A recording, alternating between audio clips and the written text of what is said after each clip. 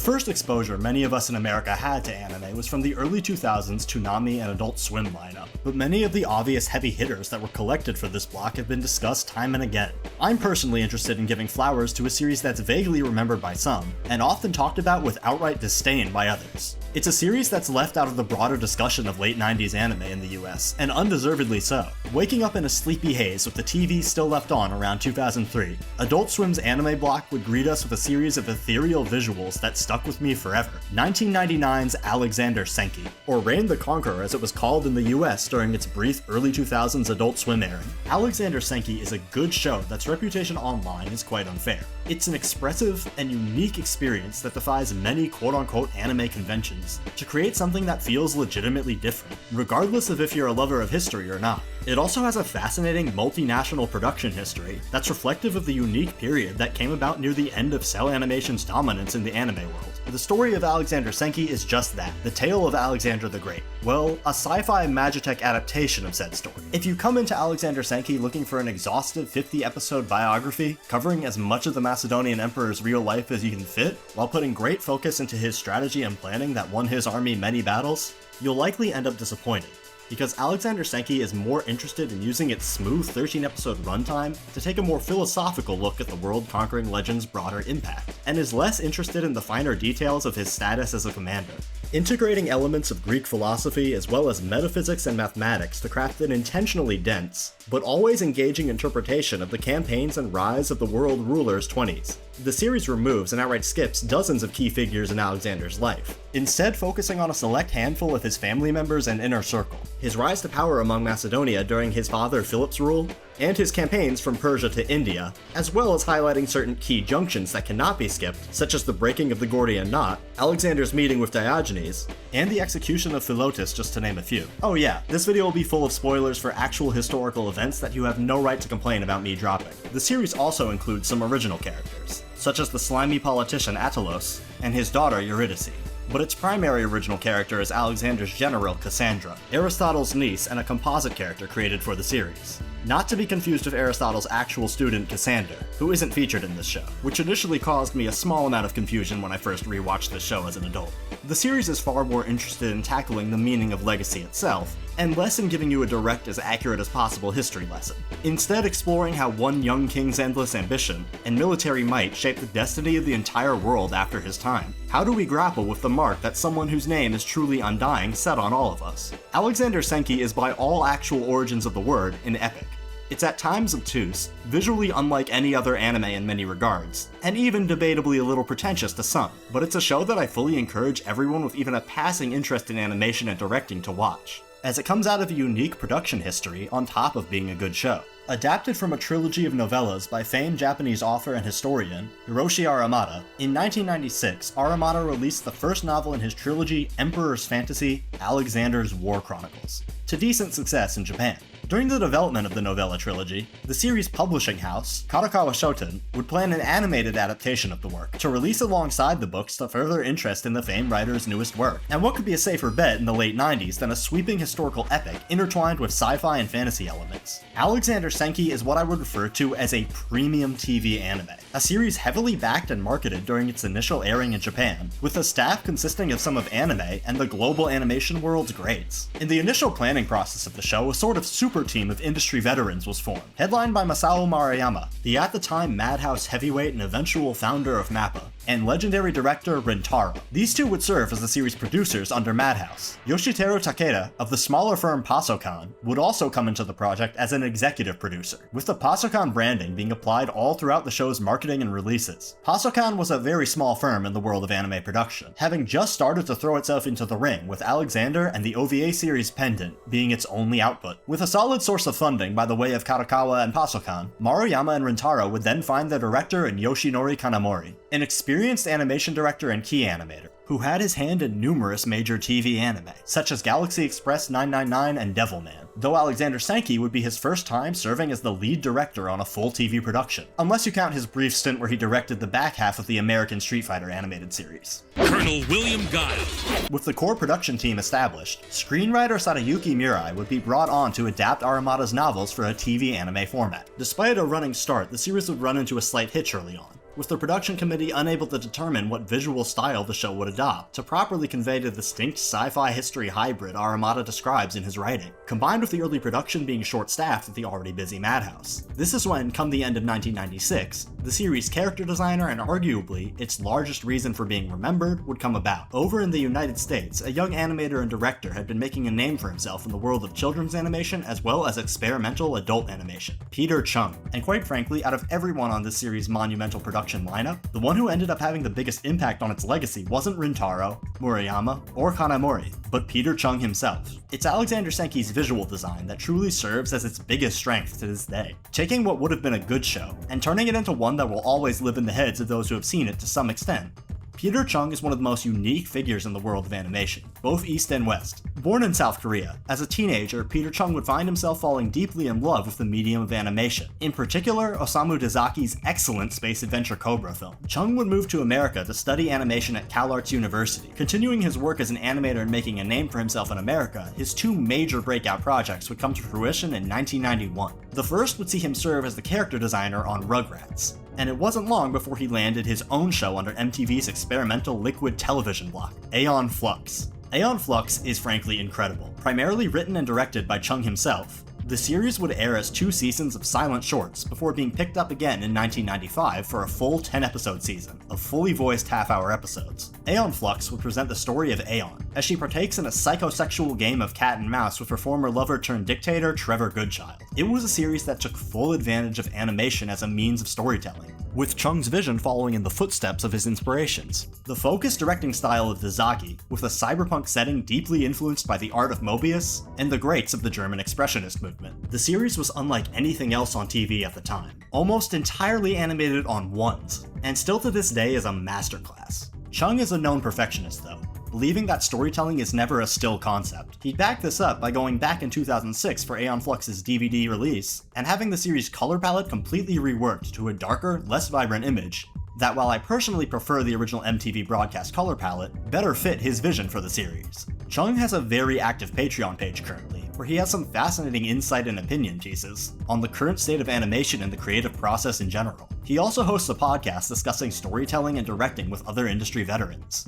Aeon Flux is without question Peter Chung's masterpiece though. It's a show unlike any other, but I'll have to stop myself before this becomes a Peter Chung only video instead of an Alexander Senki one. The show instantly became a classic in the minds of those who watched it though, and made notable waves through the international community of known animators, including many big names in Japan, such as Takeshi Koike, who would later work with Chung on the Animatrix and even served briefly as an animator on Aeon Flux itself. Chung becoming a known name in the animation world is what eventually led to Rintaro and Maruyama looking towards him as the possible character designer and visual director for the fledgling Alexander project. Chung would agree to the paid gig and soon found himself working with many of his inspirations, such as Yoshinori Kaneda, who would oversee much of the animation on a short demo movie Madhouse developed with Chung and Kanamori. While Chung's direct involvement with the final show was primarily serving as its character designer, he was put in charge of the layouts for this demo film and would have an irreversible impact on the show's style. In the DVD commentary for the Japanese home release of Alexander Senki, Rintaro and Kanamori would reflect on how impactful Chung was to the show's identity. 僕らはやっぱクレイジーって一言でしか言わないね。どうすんだろうこれ。アニメーターあの絵を見て最初絶対引きます。これ描けないとかこんなの動かすの大変だとか線は多いしごちゃごちゃしてるし。で、なんつうんだろうインパクトがあるんですよ絵にパワーが。多分彼一度聞いたことがあるんですけど、まあ彼なりのそのパワーのあるキャラクターの作り方のこうポイントがあるらしくて、まあそれはそんなに大変なことじゃないと。嘘だろって感じがするんですけど、結構彼がこう制作しているところを見てるとまあ僕がこんな感じのイメージでこんな感じでこのキャラクターこんな感じでやってくれないって言うと3日ぐらい待ってます。And I have to agree with Rintaro and Kanamori here. Chung's designs are unlike anything else to this day. While his characters may seem quote-unquote repulsive on first look, there's a level of exaggeration in every design that loops around to a sense of realism. And I'll discuss this in greater detail when I get back around to talking about the series' broader visual identity. The aforementioned demo has some unique differences from the final show, mainly in terms of which character designs would be swapped around for the final series. Cassandra's initial design was swapped out for Roxanne, Alexander's wife, and King Darius III had his demo design used instead for Antigonos. Aside from these changes though, many of the designs from this initial demo stayed in the final series with minor adjustments. With everything in place, one final hitch was in the way of the series before it could move fully into production.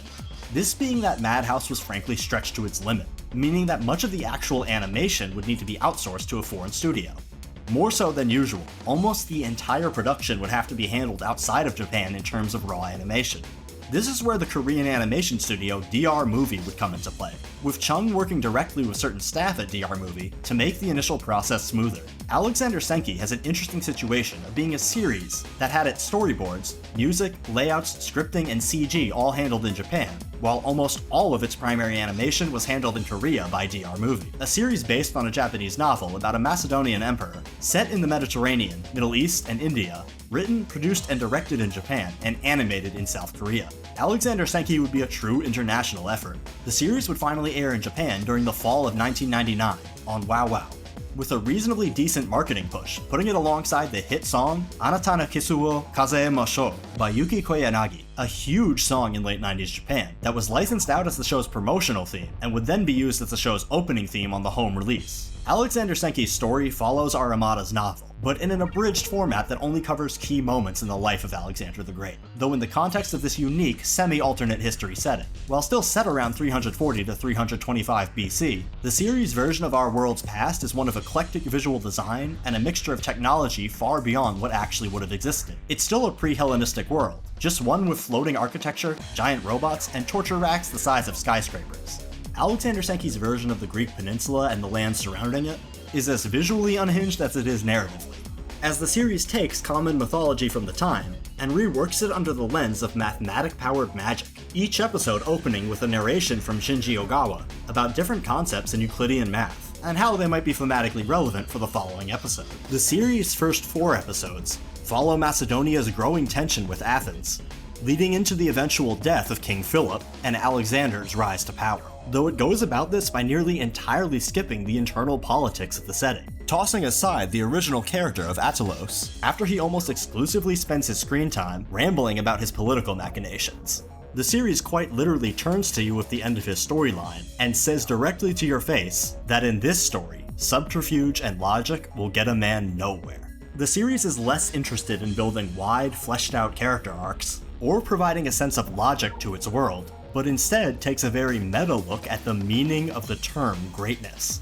And while this may alienate some, and understandably outright frustrate others, as soon as I accepted that the series was primarily focusing on the dreaded theming, it really ended up clicking for me. This is most obvious with Alexander himself.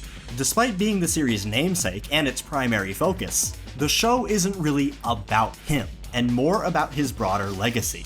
We learn more about Alexander, the living force of nature, who may potentially be the man to bring about the end of the world according to prophecy, than we do about Alexander the man, the individual. Alexander is presented as an almost elusive, disconnected figure in his own story. In Macedonia at the time, some believed that Alexander was the son of Zeus. This is a concept that the show itself runs with.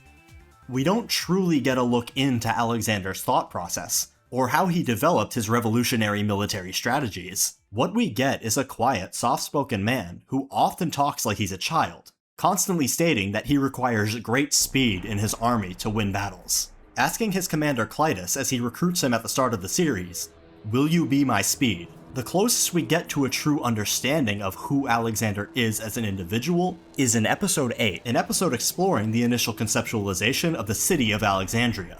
And even in the context of that episode, it's less about the actual character on screen, and more about the meaning of his name and the impact said name would have on the world. Alexander Senki's most fascinating choice with Alexander himself is making the great part of his name far more important than the individual. While many historical epics would try to fill in the gaps and create a complete character who we could relate to, the anime is far more interested in presenting Alexander as an individual who quite literally defies logic and destiny. His mother, Olympia, in this series presented as a demonic snake witch, which is awesome, constantly goes off on tangents about her beautiful son and how he will bring about the end of the world, as that's what his divine destiny ordains. And time and again throughout the series' runtime, Alexander both supports and breaks that destiny, surviving numerous assassination attempts, quite literally destroying the fabric of reality at times, and proclaiming himself as the true singular god. The titular Alexander here is not a character as much as he is a walking concept. The concept of quote-unquote greatness and how terrifying it can truly look. And this is communicated phenomenally by Toshihiko Seki's performance as Alexander, carrying his delivery with what I can only describe as a booming silence. This is also contrasted with the character of Ptolemy, who throughout the show is a meek, far weaker man who slowly loses his trust in Alexander after being told by an oracle that he will become the next king of the world. Ptolemy is presented as flawed and human, and much like the real history, ends up being one of the few figures in Alexander's army to survive at the end.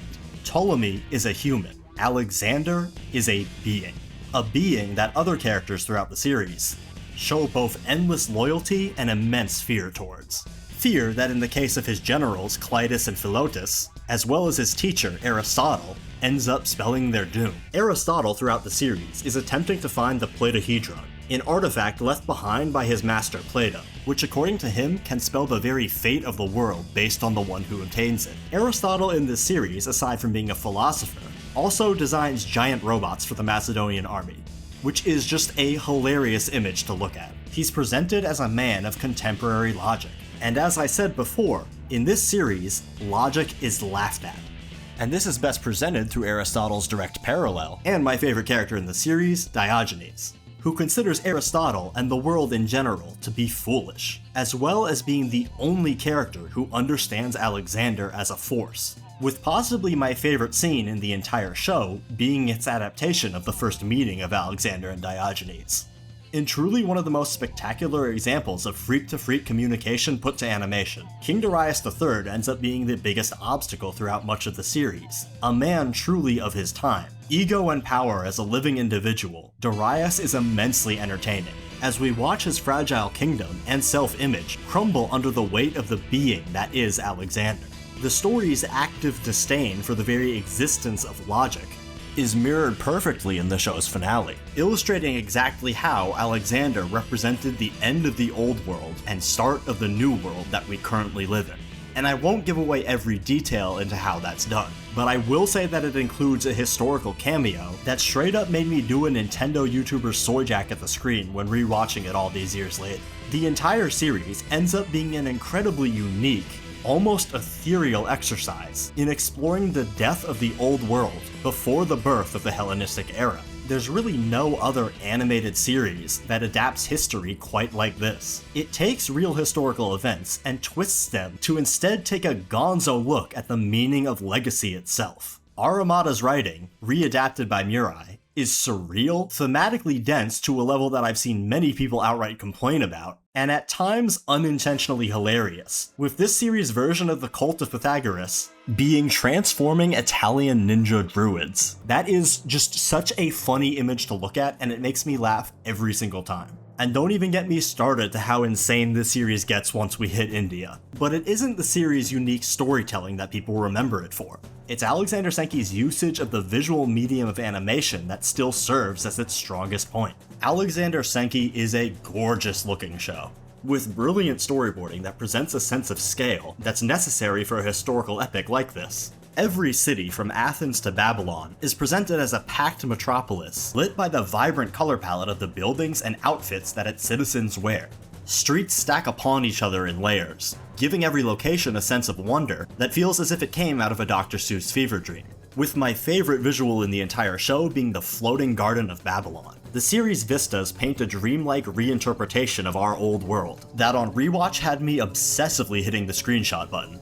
It's a brilliant art direction very expected of Peter Chung, brought to life beautifully by Kanamori's directing. You know you're in for a masterwork of visual design when the first episode opens with Alexander bathing in a pool that takes the shape of the map of the known world at the time. Military structures such as Aristotle's machines tower over the rough silhouettes of armies, with every battle being presented at a sense of scale that you would expect out of the feature film. CG compositing is used throughout the series to help layer and stack infantrymen, giving an even greater sense of size to the massive armies that partake in battles throughout the series. Alexander Senki feels and looks extravagant and huge. One of my favorite design choices in the series is how the phalanx formation is represented. It's presented as a literal gatai sequence where soldiers lock into each other, forming giant mechanical centipedes covered in javelins. Every design choice in Alexander Senki truly communicates that you are watching an epic. The series has somewhat limited animation in places, but this is hard to notice when the actual size of all of the events is communicated so well. It is a powerhouse in directing and presentation, with its visual design easily being its biggest strength. And this is all without going into Peter Chung's character designs, the most divisive element of the show. Tying back to what Rintaro and Kanamori talked about in that interview clip earlier, Peter Chung's bizarre, almost off-putting designs end up perfectly complementing the series' tone. Every character is either exceptionally lanky but still packed with muscle, or a rotund, almost alien-looking being with the most bizarre hairstyle you've ever seen in your life. Some of the characters in this show straight up have Mr. Peanut-shaped skulls. And don't even get me started on these two critters that follow Attilos around in the first 4 episodes. These two are never named, they're just two little weirdos that run around on screen. And I'm convinced Peter Chung just put them in because he thought they were funny. From here on out, if you ever spot a critter like this in a series, I think it's fair that we refer to this as a Chungress. Or alternatively, a term my friend came up with, a Chungling, which I'm not as fond of. Peter Chung's character designs are so out there and so incredibly unique that they loop around to being more realistic than typical quote-unquote anime designs. You can spot a Peter Chung design from 13 miles away. And let's just keep it a buck. Realistically, none of you look like Love Live characters, but a lot of you motherfuckers look like Peter Chung designs. There's a sense of twisted, exaggerated realism to every character design in the show. All of the main characters are half naked, practically wearing armored thongs, with almost no armor protecting the chest region.